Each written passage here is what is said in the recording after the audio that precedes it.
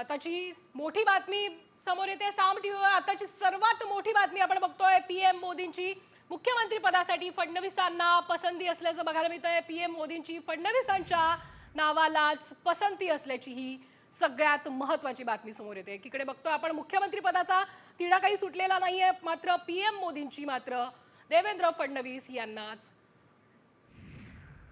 पसंती मिळालेली आहे। आपले प्रतिनिधी गणेश कवडे यांच्याकडनं अधिक माहिती जाणून घेऊयात। गणेश, आपण बघतोय मुख्यमंत्री पदाचा तिढा सुटलेला नाहीये आणि आता पीएम मोदींकडनं ही माहिती समोर येते की फडणवीसांनाच त्यांनी पसंती दिलेली आहे। काय अधिकची माहिती आहे?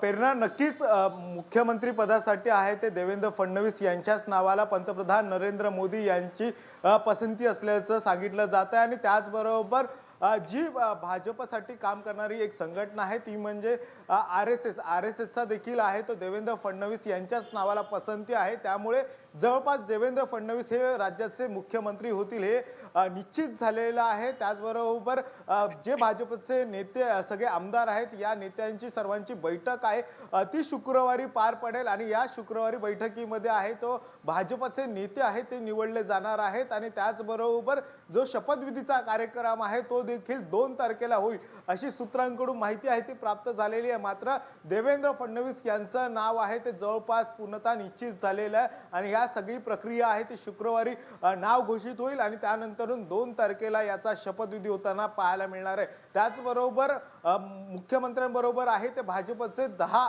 आमदार देखील आहेत ते शपथविधी घेणार आहेत। तर अजित पवार गटांचे देखील 4 ते 5 आमदार शपथविधी घेतील तर एकनाथ शिंदे गटातील देखील 4 ते 5 आमदार आहेत ते शपथविधी घेणार आहेत। त्यामुळे शपथविधीचा कार्यक्रम आहे त्याची तारीख आहे ती जवळपास निश्चित झालेली आहे। 2 तारखेला हा शपथविधी पार पडेल आणि 29 तारखेला खरं तर भाजपच्या सर्व आमदारांची बैठक पार पडेल आणि या बैठकीमध्ये आहे ती मुख्यमंत्री पदाच्या नावाची घोषणा होण्याची दाट शक्यता आहे ती सूत्रांकडून व्यक्त केली जाते।